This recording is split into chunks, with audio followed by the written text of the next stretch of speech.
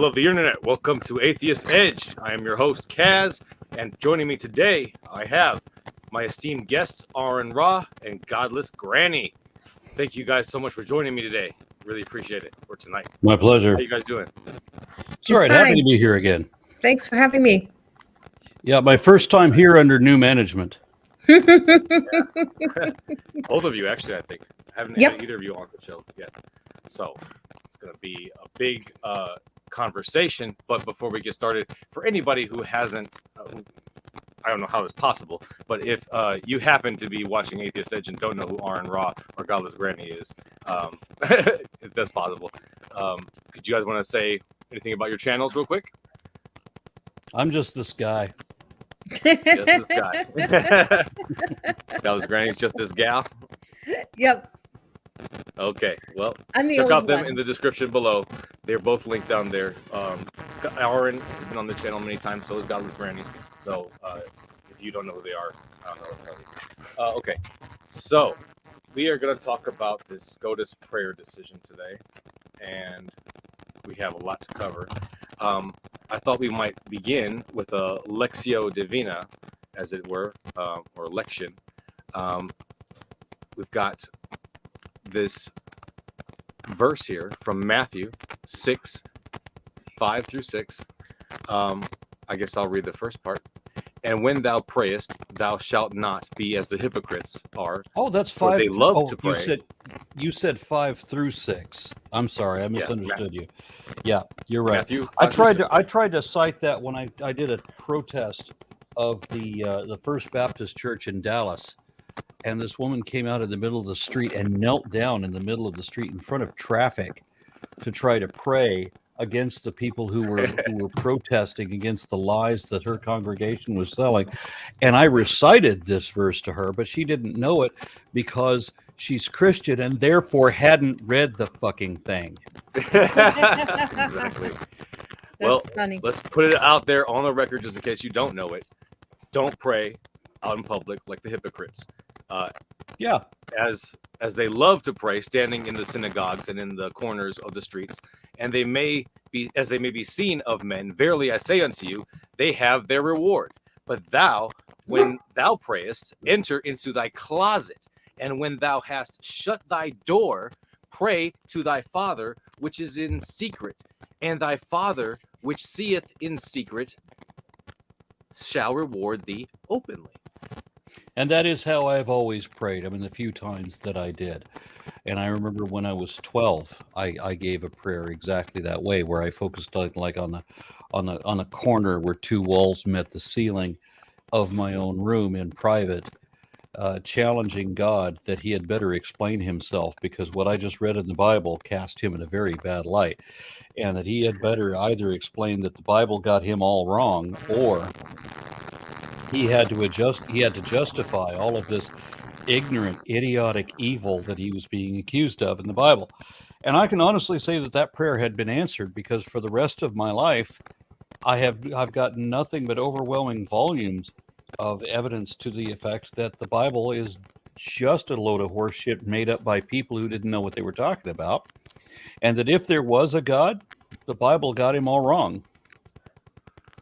Absolutely. I feel exactly the same way. So now that we've read that and we are on the same page, maybe we'd like to talk about how. Shut up, dog. Have either of you guys actually read the decision? Which decision? Kennedy versus Bremerton. I must confess, I don't know what this one's about. Oh, this is the football coach that was praying with the students. That one. Yeah. Mm-hmm. Yeah, I must apologize for that. That's right. You told me that this was going to be the purpose of the call tonight. So this completely undermines everything that American Atheists was founded on, which was the decision in 1962 about how the state cannot enforce teachers leading students in prayer, because that violates the rights of the students and their parents. If the teacher happens to be an evangelical Christian, and the students are Catholic, or the students are Jewish, or the students are Muslim, then that violates their rights.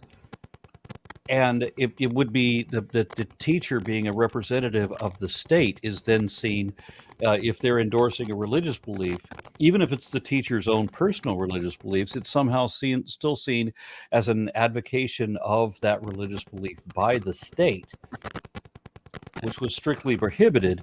And now the wholly corrupted, deliberately undermined Supreme Court has overridden that, specifically because they want to bring an end to the American experiment, and they want to establish a theocracy instead.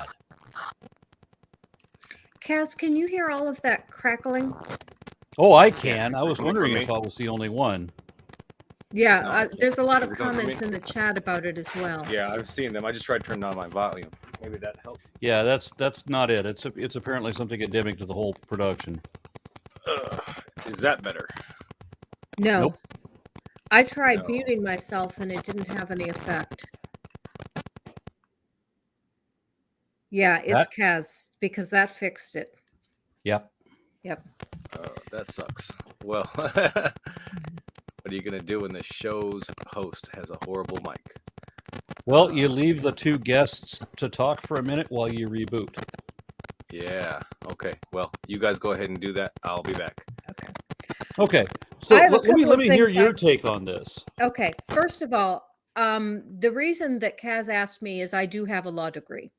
And in fact, I even got my law degree from a Baptist school from Baylor University in Texas. Wow, here where I live. Yes, I went Yeah. to Baylor Law School. So anyway, this decision is fatally flawed in two respects. First, on a factual basis.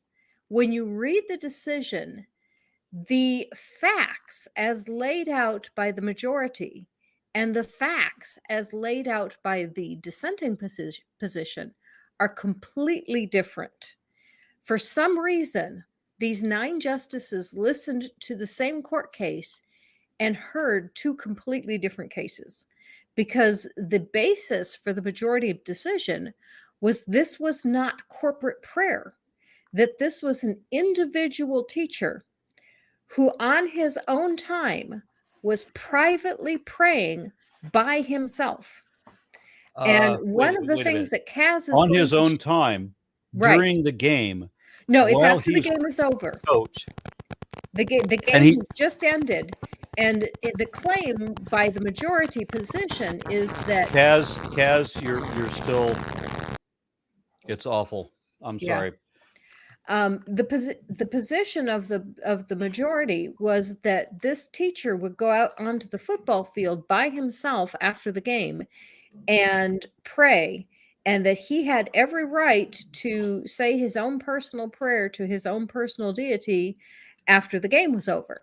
But we know that he's not out there alone talking Exactly. to his magic imaginary friend. He's out there leading the students in prayer, Right. which is a Now- direct violation Right. of the First And Amendment. and Sotomayor in her dissent brought that up and said, look at these pictures. This man clearly is not praying all by himself. He is clearly leading students and other people in corporate prayer. And so the majority opinion is based on a set of facts that didn't exist. They kind of made up their own facts so that they could come to the conclusion that they wanted to come to. Religious proponents would make up their own facts. Color me shocked. Yes. Their position was that, this is how it began. And then a couple of students came to him and said, hey, can we join you? And he said, it's a free country. You can if you want to. And that they all just voluntarily just came and joined him. Yeah, you better do if you want to, because if you want to be on the next game, you're going to have to be Yes. part of this little clique. Right, exactly. And that also is what the dissent pointed out, is that this was not just a free prayer by an individual teacher. This is corporate prayer. And Oh, a second point that was brought out by the majority that is just as ridiculous is, well, they've been doing this for the last 9 years. Well, so what? I mean, if someone's breaking the law for 9 years, that doesn't mean that they get the right to keep doing it forever.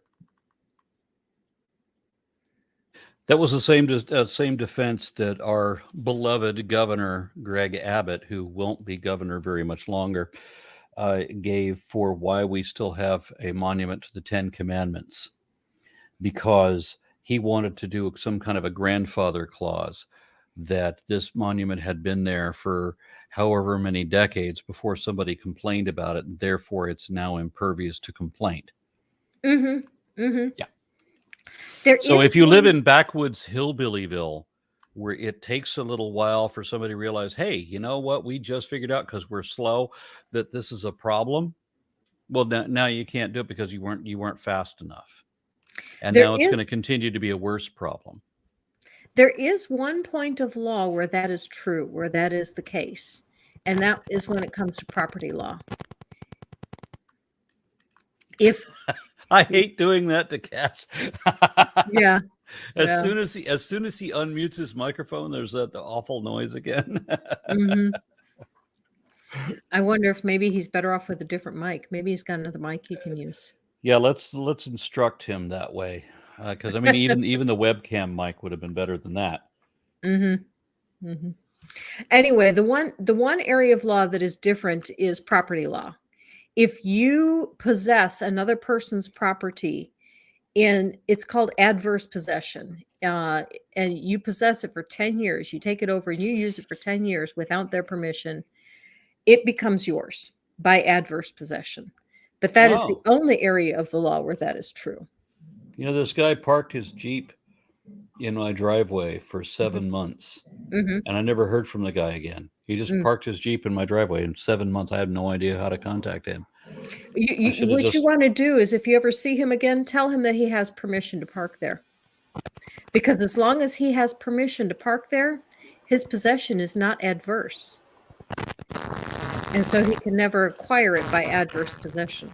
Well, no, I want to acquire it by adverse possession. Ah, okay. I It's thought a it was nice already Jeep. your. Oh, you want it was his gonna Jeep. be. Okay, Yeah. got it. I wanted his Jeep, and he left it in my driveway for 7 months. So, Kaz, can you change your microphone, please? Yeah. Oh, now I'm not hearing. Yeah, I'm not hearing that sound. now. Yeah, you're good now. Yeah, now the only problem is your video. What about now? A large portion of your face has been chopped off. What about now? Now the crackling's back. Crackling is back. Yeah. Okay. So, You were good a minute ago, but now the crackling's back. Yeah, you've got your microphone. You're good again. You're good Yeah. again. Okay. Yeah, your microphone was sitting in a bed of Pop Rocks. Well, that sucks. Okay. All right. But you're relatively Thank okay you guys now. for carrying the show. Relatively. No So worries. it's not perfect still. It's All right. Attorney Where are you guys? Godless Granny was carrying everything. Catch me up. Where are we at? Okay, we were talking about the fact that the decision is based on the majority having made up their own facts for the decision. That the majority claim was that this teacher was not leading prayer, but was praying on his own time by himself, that this was his own personal private prayer, and he is entitled to pray on his own time by himself to his God. So what do we do with a ruling where the facts are clearly contested? I mean, just by observation in the video that they themselves are citing. What do we do when three of the justices making these decisions should be, by all rights, under impeachment for having lied in their entrance into the Supreme Court? Unfortunately, there's absolutely nothing we can do about it. Even if these justices were impeached, the decision would still stand. The only way to get rid of this decision is to bring another case to the Supreme Court and have the court decide differently. They have With a new court, right? And I think the best way to do that is we need to get a satanic preacher to go out and lead prayer at the 50-yard line at a football game somewhere and have someone complain about the satanic preacher. Right. You know, Justice Sotomayor's dissenting opinion, she outlined that there were actually calls to the district from satanic actors requesting to make prayers at the 50-yard line because of this, because of all the media coverage that he garnered because of all this. Mm-hmm. Mm-hmm. Because if this had been any religion other than the Christian religion, there's no way that this decision would have been made like this. Not a chance. Yeah, absolutely. Can you imagine somebody doing, you know, an Islamic, you know, Mhm. prayer to Mecca on those grounds? Yeah. Mm-hmm. And if he'd have a- laid out mats for all of his teams so that they could all face east while they're praying. The idea that this is like a private solo type of thing, that he's doing this by himself in the solace of his heart, as it were. That's basically the facts that we were talking about, that the justices were laying out that were not correct. Yeah. You see here, he's got media, he's got cameras. He called them and got them there. He wanted the attention. Yep. And they just flat out lied. The justices, Gorsuch, Alito. You're telling me that Even- Christian judges would lie? I'm telling you that. Yeah. If Yeah, but- only if only I hadn't seen already so much proof that that's what they do. Mm-hmm. I mean, can we just pontificate for a moment about what it would have looked like had he? How would this have played out in a way that we would be accepting, in a way that we would all be okay? Yeah. Well, No if big the deal. fact situation really was what the majority opinion claimed, I would be fine with that. I mean, if this guy really did walk out onto the field at the end of the game and very quietly said, "Thank you, God, for this win," or "Thank you, God, for being with us when we lost, you know, that we didn't have any injuries," and then walked off the field, we wouldn't even be here. It's a cute doggy. What's the dog's name? This is Bowie. Wait, David. I suppose. Exactly. Ah. His has one eye that's a different color than the other one, so we named him Bowie. Cool. And we did this before David Bowie died, by the way. Wow. Another fact that they were bringing up in the majority opinion was that the period in which he was choosing to pray was supposed to be a time that he had to himself, some Mhm. kind of free moment where he was able to call or make reservations or do whatever, you know. Yeah, they said it screw was off. after the game. The majority said it was after the game. Now, I did not look at anything that said otherwise. Was this other than after the game? I'm not sure, but Okay. even if it is after the game, it's not as if the players aren't still under his control Mhm. and under his responsibility. I Yeah, mean, and that even the majority opinion acknowledged that the players were still his responsibility at this point. right. If he turns, unless he's turned the players over to their parents, these are children. These are 15, 14, 13-year-old kids, and he's an adult responsible for them, and he's Mhm. walking away from them or letting them walk away from him, according to the majority opinion text, and staying there to pray, just ignoring dereliction of duties, according to Sotomayor. That's how she phrased it. To pray and just ignoring whatever they're doing. They could literally go do drugs or have sex or whatever they want to do and he's just lost. If this is an away game, if this is a different area they're not familiar with, then who knows what could happen. They could get in all kinds of trouble with fights with other teams or whatever. It's totally irresponsible. If you want to pray to yourself. I mean, did you guys, when you were Christians, did you guys pray to yourselves silently in your heads as if you were just thinking? Oh, I yeah, only all the prayed a time. I only prayed a very few times, but that was always in that case. It was always in the privacy of my own room. It was always like Matthew 5 said, Matthew 6, 5, and 6, I think it Right. is. Yeah. So, I prayed in lots of different places. I would pray in church, I would pray at Bible studies, I would pray just about anywhere. And sometimes it was out loud and sometimes it was quietly. So, it wasn't always like the Matthew description.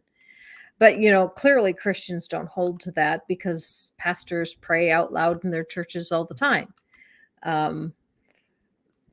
But I would disagree a little bit with you on that, Kaz, as far as dereliction of duty, because it's not unusual for a coach, to go maybe have a few words with the other coach after a game or whatever. I mean, these are high school students. You don't have to watch them every minute. As long as they're within sight, you're fine.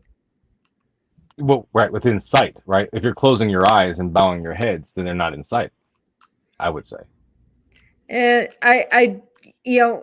Again, if you're walking across the field to go shake the other coach's hand, your team is behind you. They're not in your sight at the moment. I Maybe I'm do think, being yeah. okay. There was the letter that he wrote back to the district. He was saying that he felt like he was being compelled to flee from the students if they voluntarily chose to come up to him while What he a was crock privately of shit. He wants to drag all these kids in to make them pretend to talk to his magic imaginary friend. And that's it. They're all reality leaves. Hey, pretend that this person that I'm imagining is real and get in with me on this because I'm the authority figure. I'm the teacher, and I'm going to impose, subtly or not, one way or another, this impetus that you have to make believe in my imaginary friend, or else. Or else what? I mean, Well, no, Aaron's absolutely right, because the or else doesn't even have to be anything specific. Sometimes it's far more powerful when you let the students just imagine what the or else might be. But with the team, it's going to be, coach might bench me. I might not get to play if I don't go participate. Yeah, and then look at the way that we're represented in like all the mainstream media. So we are commonly, the Christians like to pretend that they're the ones being persecuted, even though they own and control everything at every level of state and federal government. They still want to pretend like they're the victims because somehow they think that if someone contradicts them with facts that prove that they're wrong, that then that somehow vindicates them to prove that they're right. But what's really happening is they're trying to impose this impetus of acceptance onto these people, wherein if you don't make believe the same stupid, irrational, indefensible bullshit that they make believe, then that somehow makes you evil, and you are depicted on mainstream media that if you're not a right-wing fundamentalist Christian, then you're a literal baby-eating, cannibalistic, pedophile devil worshiper. mm-hmm. And that's the extreme that you go to. And I've asked people in my own family, I'm like, you who buy into this whole, all this conspiracy theory nonsense. I say, you don't really believe that Tom Hanks, for example, drinks raped baby's blood while he worships the devil, do you? And the completely illogical, irrational reason or justification comes back that you can't prove he doesn't. Right. How do we even begin to? That's what we're doing right now. We're trying to undermine. Yeah, that. I had to explain. I had to explain to my own mother. Excuse me, I joined the Satanic Temple like a whole lot of other people joined the Satanic Temple after we got all of this bullshit that if you're not a right-wing fundamentalist Christian, then you worship the devil. Well, now I belong to a Satanic Temple, and by the way, we don't believe the devil is real. So you guys just remain wrong about everything. Yeah. If Satan were real, if only, right? But we don't need a Satan to be real. As a matter of fact, it's better for us that it isn't. It's just that we are. It wasn't enough for us to say, look, I'm atheist, which means that the theist is declaring that there's this magic invisible man who lives in the sky, who watches everything that you do and controls everything that happens to you. And what is the atheist response? I don't believe you. It doesn't mean that the atheist has a response of, I believe the opposite. I have a positive belief in the opposite thing. No, it's just that I don't believe the empty assertions that you're making without any justification. I don't believe what you do. You believe this. I don't believe this. Don't. Amen. Negation without theism. Because there have been people down through history. There have been theologians and politicians and whatnot throughout history that are very concerned with this argument. Do you believe in my God? Yes or no? And the answer no always equals atheist. That means not believe. That does not mean I necessarily have a belief in the not. That means I don't believe in the there being. Right. Lack of belief, lack of theism, non-God. But that wasn't enough for some people. They want you to they want you to have they want you to believe in their counter character. So I was always told all through the 80s that if I don't believe in any supernatural anything, that means that I believe in the supernatural devil, which is ridiculous. And I've tried for 20 or 30 years to contest that. I'm like, okay, fine. I will join the Satanic Temple, in which case I still don't believe in your magic imaginary friend or the magic imaginary enemy either. And now you just got to figure out, well, all the time you were calling me a devil worship. I still don't worship the devil. I still don't believe that there's a devil, but now I'm going to call myself a Satanist, which means that you're going to be equally confused and still accuse me of a position that I don't hold, because they can't ever justify their own position and they can't comprehend why other people don't embrace it. If you care what the truth is, you won't declare things to be true that you cannot show to be true. You won't call things truth if you can't show the truth of it. That's the way honest people are, right? Well, religion is all about pretending to know things you don't know. So it's fundamentally dishonest. And so you're going to accuse the people who care about truth of being the Lord of lies. It's a complete perversion. And I don't know any other. I've tried for 30 years to illustrate this one way. That didn't work because these people are too damn stupid. So now I'm going to try a different way to illustrate what the hell I'm talking about and see how much that confuses them. One of the astounding things about this decision was how the court bent over backwards to take a case that was clearly an anti-establishment clause case and turn it into a free exercise case. Yeah.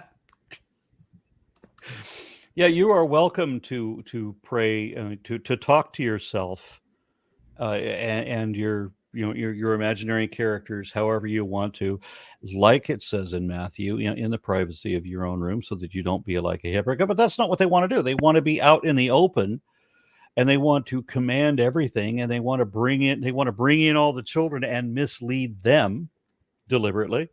And they'll find whatever excuse and justification they can to do that, because the make-believe matters so much more to them than the reality does.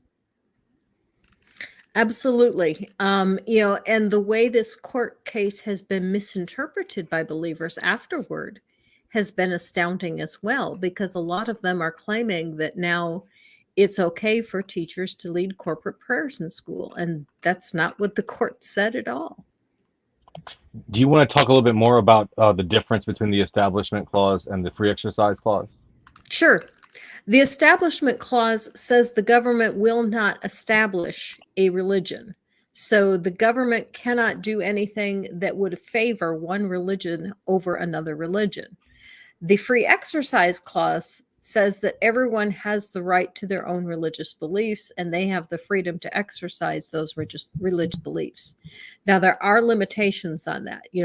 A teacher can wear a cross. That's part of free exercise.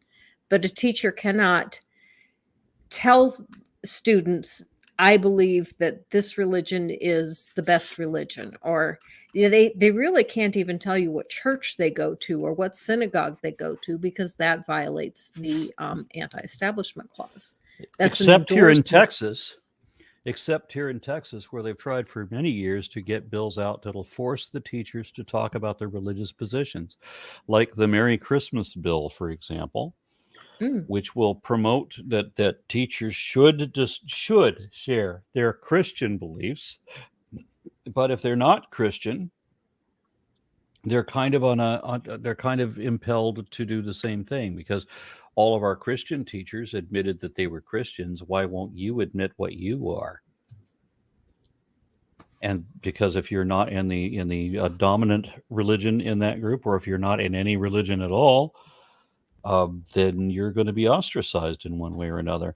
And my wife was in the school system for a while, and she had to keep very quiet about her own perspective, because the administration, as well as the students and so forth, are always trying to out any teachers who aren't in the mainstream Christian belief system. Right. Are there repercussions? Well, yeah. I mean, if you're not Christian, that means you're necessarily a devil worshiper, and that means if you're Hindu or if you're Muslim. Newt Gingrich declared that Muslims were by definition devil worshippers because they were not Christian. And they were also atheists because they were not Christian. And that according to him, atheists are devil worshippers for not believing in the devil. There's a guy who doesn't care about words. Yeah, I mean, so they just desperately want everybody to make believe in the same game that they're playing. And so if you're not a pretender at all, where do you don't fit in? That's a really interesting comment from Native Atheist. My state was trying to make the Bible the official state book. wow. What state is that? Right. Oklahoma. Okay. Oklahoma. Wow. Avoid at all costs, I suppose. The first time I ever drove through Oklahoma, I hadn't realized my atheist position yet. I was still in the last throes of my neo-pagan stage. So I drove through Oklahoma wearing a pentacle and a double tourmaline quartz crystal in the shape of Thor's hammer. And I had a whole bunch, I had pentacles and crystals and all of that sort of thing, and a number of necklaces, which I then hid under my t-shirt when I saw posters or billboards on the side of the freeway that said, "Thou shalt not suffer a witch to live." Oh my God. A witch. Yeah, that's how theocratic this country had become. They're insane. I mean, what are you going to do?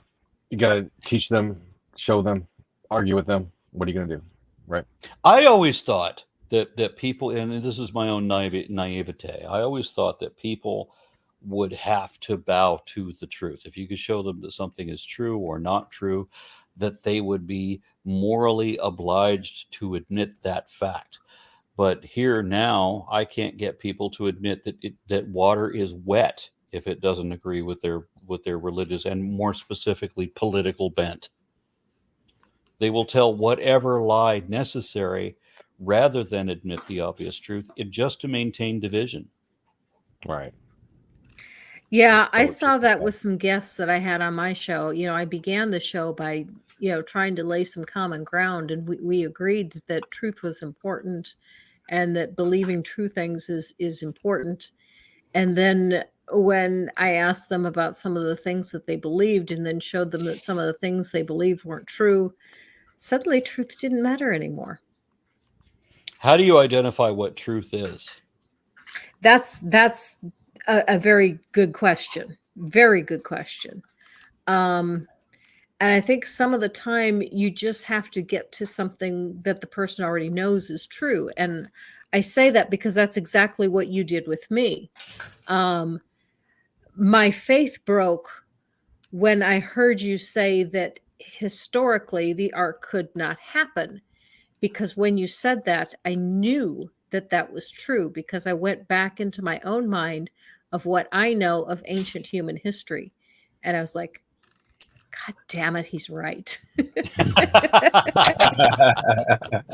I have to confess, I didn't know that I had anything to do. Oh yes, you Oh, both of us. you were one of the major things that broke my faith. Oh yeah, definitely. Thank you. You are prolific, sir. You are very prolific. Thank you very much. Now, my son had a lot to do with it too, because my son is the one that showed me the video of you saying that. Okay, not trying to stoke my own ego. Just we'll move on. So the tension between the Establishment Clause and the Free Exercise Clause was ignored entirely by the majority opinion. Well, let's look at when Donald Trump made the public announcement that he wanted to declare the United States a Christian country. That's the violation of the first clause. And then when he wanted to prohibit Muslims from being able to immigrate into, that's the violation of the Prohibition Clause. And then he also wanted to every other clause of the First Amendment. He wanted to be able to sue people who reported unfavorably against him. So there goes the freedom of the press. He passed legislation so that you can't gather to protest the construction of commercial ventures. So he was specifically targeting things like the Standing Rock demonstration against the pipeline that was being put through there. So he made it illegal to protest commercial ventures. So there goes your right to peaceably assemble to address grievances to the government and so forth. All of it. He had opposed every aspect of the First Amendment. I think unwittingly, just because he's both stupid and evil and completely self-serving, but he did. And the Republican Party, sadly, has just run right along with that and have no idea what they're talking about ever anymore. What I am continually flabbergasted at, and I do not understand, is why we keep electing such stupid people into office. Because we are a stupid country. I'm not garbage even kidding. in, garbage out. Yeah, it was 1937 or excuse me, not 1837, when they started doing the great revivals. They had like a series of religious revivalism across the country because they were in protest over the fact that the founding fathers were deists, largely atheist. I mean, they still believed that a God started the universe into motion and then removed himself from the equation. So they didn't believe in a personal God. They didn't believe in a God that answered prayers. I mean, George Washington still attended, I think it was an Episcopalian church until they asked him to make a devotion of faith, and then he walked out and never returned to that church. I wasn't aware of that. Yeah, I mean, so most of the founding fathers were very irreligious. I mean, they were raised to believe in aspects of the Bible. They had some degree of misguided respect for Jesus. Not all of them, because there was a couple of them like Thomas Paine who realized that even Jesus was a piece of shit according to the Bible. And I'm glad that they did. I mean, I've met people in my own life that say, well, you know, they wouldn't be Christian except that they admire everything that Jesus stood for. And then we talk about a little bit about what Jesus said he stood for. And I deconverted a couple of people just using the Bible's description from Jesus in his own words when they realized, oh, wow, I never read that part. Yeah. So this is what Jesus is saying that he's all about. I'm like, yeah, I can't back that up. So I've created atheists that way. Just reading the book of Matthew 10 by itself will make atheists. Huh. You know, I've never thought about it from that perspective. I'm going to have to relook at that chapter and see. It's about extremism. It's about religious extremism, that you have to deny all accountability, that you have to reject your own family, you have to hate your mother and your sister and your brother and your father and even your wife and your own life, and pick up the cross and follow him. He came not to bring peace, but a sword. He came to divide parents from their children and husbands from their wives, all about religious extremism, because he was running a cult. Right. I guess I always try to look at it comparatively. Exactly. I apologize. I Um, have apparently dogs oh, no. going to war behind me. We love pets on this show. We love family. We love everything. I want to talk about coercion because that's a key element of this case. It's a key element of um, when you're a person of authority and you're a role model and you have people that are looking up to you, they Yep. see what you do. You're praying in public, and there's an element of coercion. We already talked about it a little bit. I wanted to know if you guys feel that there's any, like, for instance, if a Muslim teacher wears a hijab in class, is there any coercive element there? No, not at all. Yeah, I only contest the hijab when they go to get their driver's license. Somebody, one of the Pastafarians, wore a colander on their head for their driver's license picture. And they went to court over this, and they were allowed to wear a colander on their head because of their expression of the Pastafarianism, which I thought was the wrong decision that the court should make. If you need to identify the person and headgear is prohibited, you should remove the headgear. And it doesn't matter what your religious thing is, because you are free to believe whatever makes sense to you. And I am the strongest advocate, all atheists are the strongest advocate of free thought, that you should believe, whatever makes sense to you. You have the right to that. But that doesn't mean you should have special privilege, so that if you're Muslim, you can continue to wear a burqa or whatever because your religion allows you. It doesn't mean that if you're Sikh, as was in a case of another court case, this woman was wearing her sacrificial dagger through the metal detector.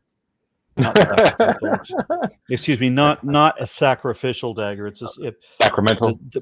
No, the Sikh believes, much as the Scientologists do, that they are the ones who are supposed to be the great defenders of everything. And if everything goes to shit, it will depend on the Sikh to save the day.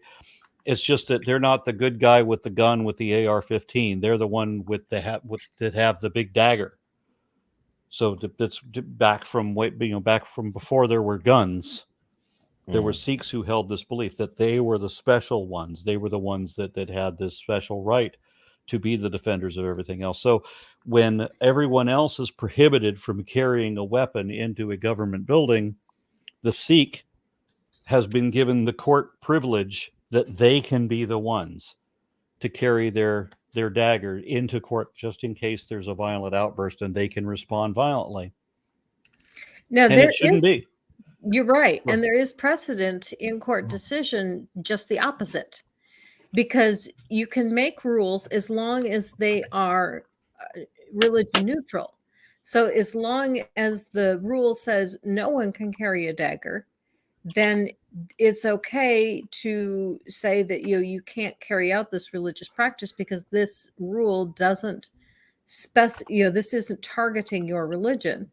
But I do disagree with you on the hijab, because that's a really tough one, because do you then outlaw the Mennonite prayer cap?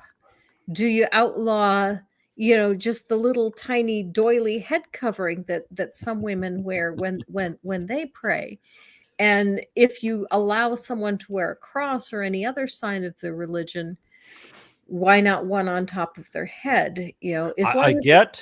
I get that we get to the question about whether or not a taco is a sandwich when we start talking about whether a yarmulke fits in the same category as a burqa. Mm-hmm. But if they're doing something that their religion allows them to wear a head covering that other people are not allowed to wear a head covering, then it's a special privilege. It's not a matter of belief, where we're not controlling what you believe. Believe whatever the fuck you want, but take your hat off for the goddamn picture.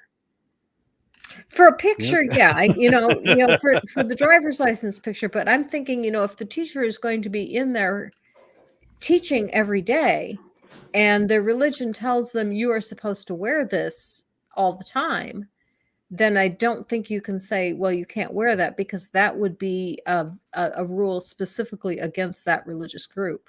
But again, we're talking about special privilege.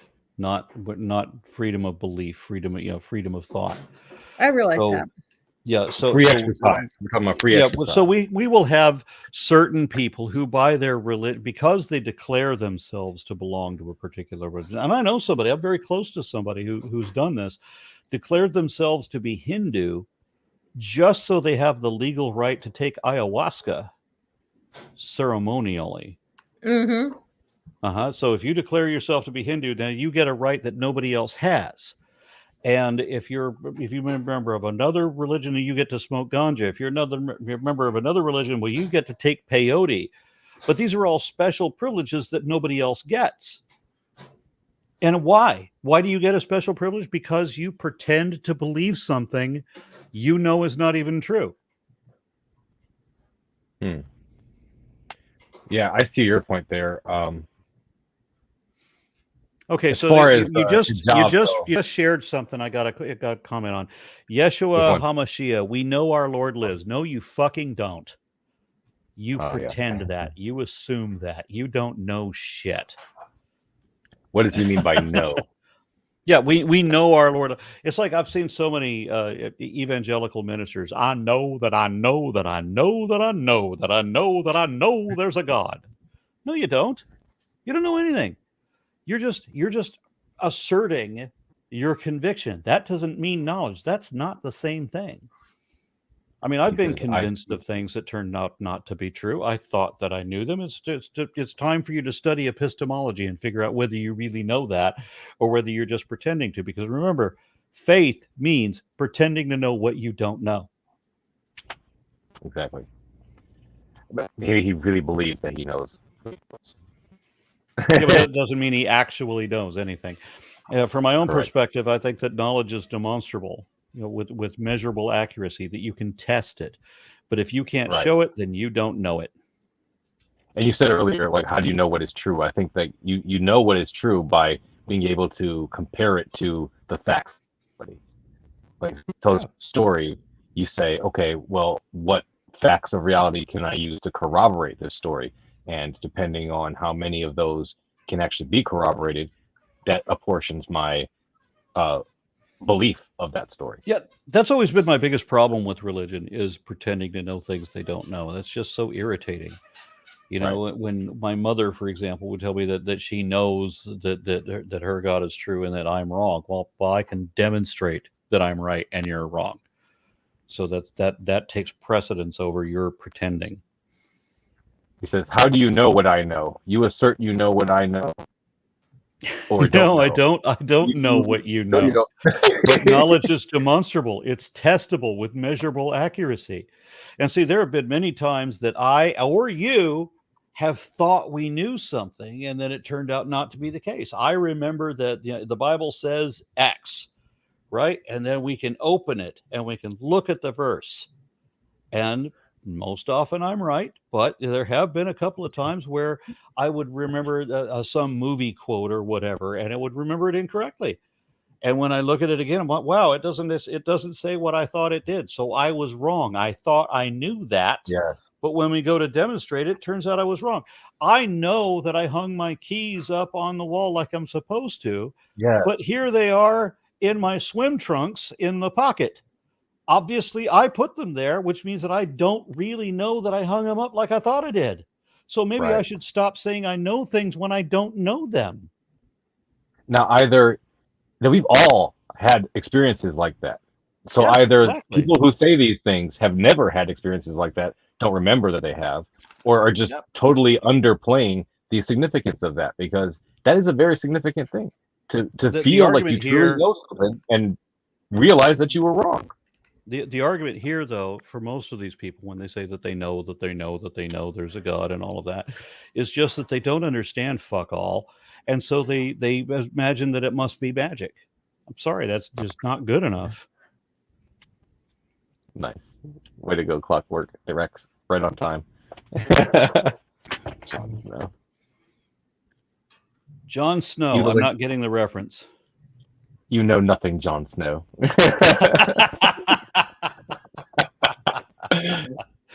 Okay. Yes, Mandela effect is a good example.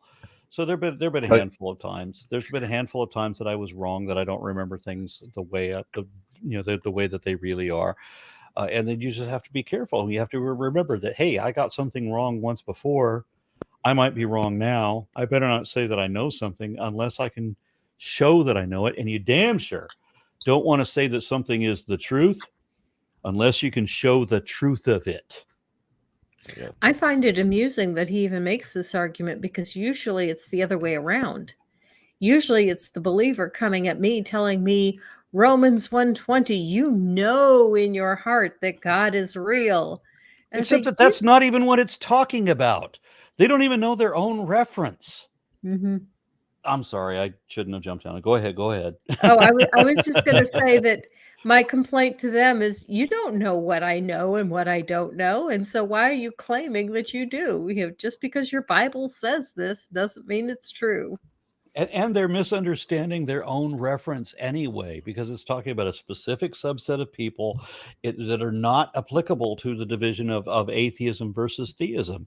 This is not even a valid quote in that case, but they don't know fuck all. So that this is just what they're told to throw at us. So, just to kind of swing us back onto the subject, Kelly, I wanted to ask you about Lemon decision. I'm sorry to put you on the Okay, spot if you the don't know lemon about this. test. Yeah. hmm You know about this? Okay, great. hmm Yeah, which I Because- thought was a brilliant idea. I thought that should be the standard by which we should go from here on. Oh, that's Okay, been the great. standard for quite some time. Yeah.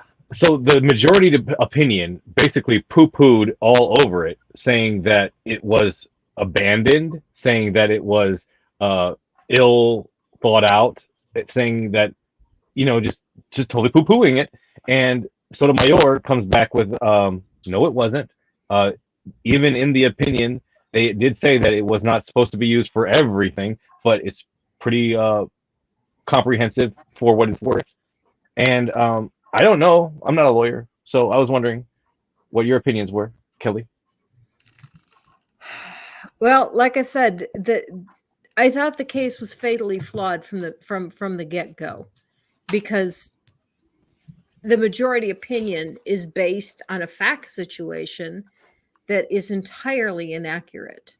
Now, Mhm. Eric Mishima asked, "What the heck is the lemon test?" I'm going to have to look up to find out the exact points of the lemon test. So you've but- got 3 different points of the lemon test, and one of them that I remember off the top of my head was that the law should be that it wouldn't involve an unnecessary entanglement with religion, and then the law would not violate the lemon test if there was a specific secular reason Purpose. for it.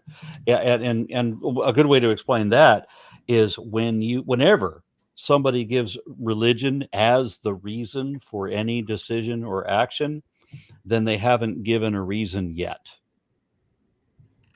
It comes from the case of Lemon versus Kurtzman, which was decided Right. in 1971. And it gives the factors that you need to use to determine if it's okay for the state to outlaw some kind of exercise of religion.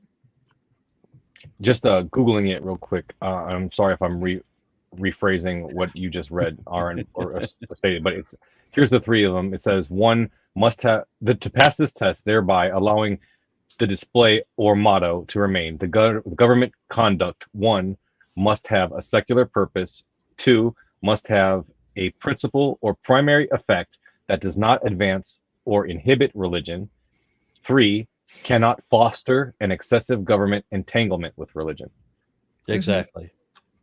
And here, the prayer that they're allowing this man to perform, or whatever you want to call it, there was no secular purpose for the prayer. The primary effect is, in fact, to advance a particular religion, the Christian religion, and it does foster an excessive government entanglement with religion, because if students felt that they were forced to pray, or at least highly encouraged to participate in a Christian ritual. So Right. it actually fails all 3 points of the lemon test. Right. And what's interesting is that in the majority opinion, they don't really address the logic of the lemon test. They don't say, okay, the lemon test is faulty because X, Y, and Z. They just say, oh, well, it's been abandoned a long time ago and nobody uses it anymore, so we're not going to use it here. Duh. Pretty much. That makes no sense because they It's not even absolutely true, do right? still use the lemon test. Right. That's what Sotomayor says. And I'm like, okay, so who's lying to me here? Somebody It's so here is hard to tell obviously lying. anymore. It's so hard to tell anymore when we don't have any kind of a common ground. You know, Mhm. people want to tell me all the time, say, "Oh, I'm with you when you talk about science," but then you mention politics, and yeah, and suddenly we're estranged. And I'm like, well, the only political statement I made was that Donald Trump did not win the last election. Can we at least agree that Donald Trump did not win the last election? But then I can't even get an agreement on that. So at some point, I'm going to lose people like I did this last week. I get people complaining that they could understand this particular argument that I made, but how come I still believe in a globe instead of accepting flat Earth theory? Oh, brother. Yeah. And why don't I question that along with the moon landing and everything? So, and these are the same people who think that if I've ever gotten a vaccination, then I'm too stupid to talk to. So where do we even find common ground? I just drove from Ohio to Texas, and there's nothing flat about this earth whatsoever. Yeah, not to make it about this, but one of my favorite examples of this, when I'm driving from Fluther to Selfoss, Iceland, there's a mountain of a particular shape that you can only see the top of it from, you know, when you're approaching from Fluther, you can only see the very tip of it, and then you can't see all of the unique shape of it until you get very close to Selfoss. And so because it's being concealed by the curvature of the earth. And then very recently, I was at a lakeside location where I had a nice large lake that I get to look over, and I was at sunset, and I get to see the shadow of the earth very slowly creep over these storm clouds in the east. I can measure the progression of the shadow going up these clouds. As the sun sets, the shadow goes up. And I have to say, well, I made a post about it on Facebook. Okay, flat earthers, it's not like you could explain this. We know better. You know, all you can do is pretend that you've never noticed these things that are so obvious to all of the rest of us. Right. Just hand wave it away. They want to make believe these things because they can then pretend that they're special. So you don't know dick about jack about fuck all, but you can pretend that you know more than everybody else because you're part of the elite that only knows the secret knowledge. You know, I think that there's so much about everything in human society that has to do with human beings just wanting to feel special. Just all of us with our own personal narcissistic tendencies wanting to advance this ego, wanting to feel like we're seen, accepted, loved, or cared about in any kind of way. And I mean, it's a lonely thing to be born into this world at all. It's terrifying even. So I mean, I don't blame them for that. It's just the way that they go about it. You know? I want to try to empathize with them as much as I can. I mean, I know people who the reason they believe the things that they do is because, frankly, they don't actually understand anything. Yeah. Not at all. But they believe these things that they're told to believe by the authorities that they readily believe. They'll believe whatever the authority says, and they will not accept any fact that proves that authority wrong. No matter how many facts there are that prove that authority wrong, over and over again on a daily basis, they're still going to believe that authority because that somehow makes them feel special, and they don't know any other way to do it because they're too fucking stupid to know how to use their computer for anything more than a solitaire game. Solitaire. Well, I mean, certainly we have at least 5, maybe 6 Supreme Court justices who are buying into all this BS, and they are pushing this agenda very heartily. I was surprised to find out that John Roberts, who sided with ostensibly us on the abortion matter, switched sides on this one. You guys noticed that? Didn't vote with the conservative majority on Roe v. Wade, but he is siding with them on this one. And I thought, what does that Again, mean? misrepresentation, as Godless Granny brought up. You know, they're given a handful of facts that are not the facts. And I don't understand how you can sit through a court case where people are supposed to be presenting the evidence, and you see the guy gathering the students and coercing that, you know, if you want to be a part of this team, you're going to have to believe as the rest of the team does. And we're supposed to ignore both his status as the teacher and thus the presumed authority, and also the peer pressure of the entire team being involved in this. We're supposed to ignore all of that to pretend instead what we know is not true, that this guy is out there in the middle of the field by himself. Mm-hmm. By himself. We have pictures. Yeah. Because, as I said, these people really, really need the make-believe. I don't understand what it is, because I don't know. I will never understand what a heroin addict goes through for the kind of cravings they have for heroin. So I'll never understand what a Christian needs, because I've just never felt that need, and I can't empathize with it. You know, all these people want to say that I have a God-shaped hole in my heart. No, you know, fucking don't. You know, quit lying to me. There's no point, there's no purpose, there's no value to pretending to believe these things that you know are not really true. That's my position. Totally. What about you, Granny? Yeah, I really don't see how they got here. I think it just was a really bad decision, and I think they tried so hard to make this be what they wanted to decide. And again, what really blows my mind is if he had been anything other than Christian, the decision would have been entirely different, which means the decision had absolutely nothing to do with U.S. law. It had everything to do with advancing the Christian religion. Mm-hmm. Exactly. So What do you if want we to bet didn't they're going to have, hear it? yeah, if we didn't have a handful of people who were already raised in fundamentalist religion, cultured and cultivated by their religion throughout their entire lives, where they've already been conditioned that that believers are good because they believe, and anybody who doesn't believe is inherently evil because they don't believe, and that's reinforced all through their lives. If we didn't have people who were raised in these kinds of lies, then maybe we would have had a more justified ruling. I agree. Well, I think we might want to wind it down here. Good, because I'm going to need another drink otherwise. Yeah, I really don't have any more notes on this. I think we've said everything we need to say on this. It's a horrible decision based on lies, faulty logic, and we don't really have a way forward until we get some other people, I should say, in the court. Right, exactly. Which means it's probably not going to happen in my lifetime. Well, there is a glimmer of hope. Remember that Ireland was entirely Catholic. Catholic. Every school was a Catholic school. It was a complete theocracy. Their constitution names the Trinity and so forth.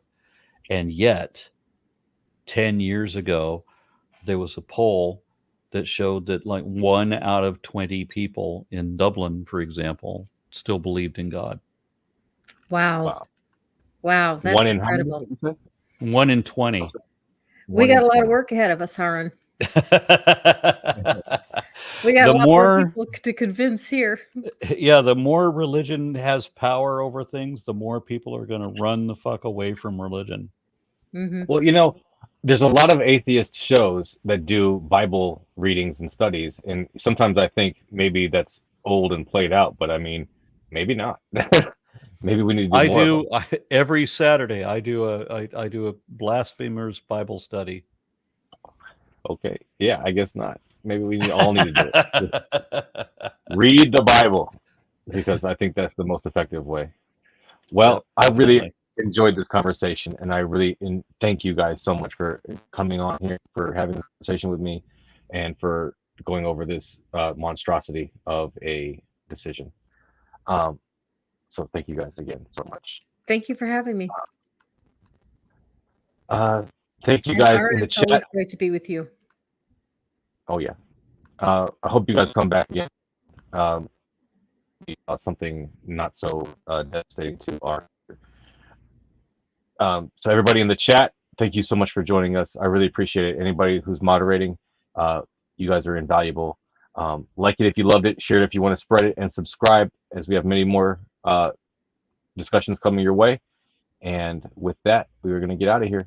Thank you guys so much. And remember, it's the bridges we build, not the bridges we burn, that give us the edge. So y'all have a great night.